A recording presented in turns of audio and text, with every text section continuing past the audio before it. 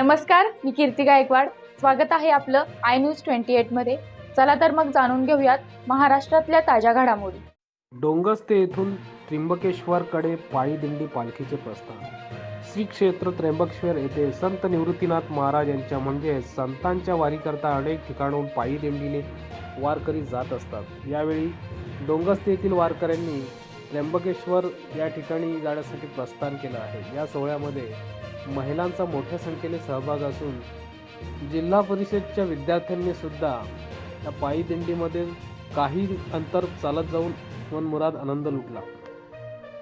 वारकरी भजन गात टाळ मृदुंगाच्या गजरात आनंद घेत दिंडीत पायी चालत निघाले आहेत. इंडिया न्यूज 28 साठी वाडा ब्युरो किरण दुबारे. दरवर्षी आपण डोंगस्ता ते त्र्यंबकेश्वर अशी पायी दिंडी सोहळ्याचे आयोजन करता, तर त्याबद्दल तुमचा अनुभव काय सांगाल तुम्ही? आम्ही आता मंदिरावरून दिंडी काढलेली आहे आणि त्र्यंबकेश्वरपर्यंत जाणार आहे आणि शेकडो भाविक असतात, दिंडीमध्ये सामील होतात आणि हा आनंद फार वेगळाच असतो.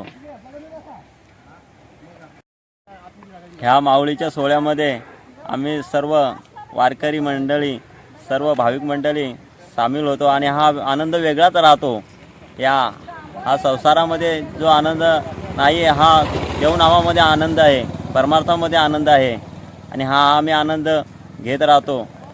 या 8 दिवसाच्या सोहळ्यामध्ये आम्ही भजनाचा, कीर्तनाचा हा आनंद घेत असतो. हरिपाठाचा संध्याकाळी हरिपाठ, संध्याकाळी कीर्तन असते आणि रात्री भजन असते आणि संपूर्ण दिवस हा नामाचा गजर करीत, देवाचा गजर करीत, संतांचा गजर करीत आम्ही पायी सोहळ्याला त्या दिवशी प्रवास करीत राहतो. हा सुख सोहळा स्वर्गी नाही, माऊलीने सांगितलेले हा सुख सोहळा स्वर्गी नाही आहे. हा सुख सोहळा आपल्याला इथे बघायला मिळतो, संतांच्या चरणावर आपल्याला बघायला मिळतो. माऊलीच्या पालखीमध्ये हा आनंद आपल्याला मिळतो आणि या सोहळ्यात आम्हाला हा खूप आनंद असा मिळतो.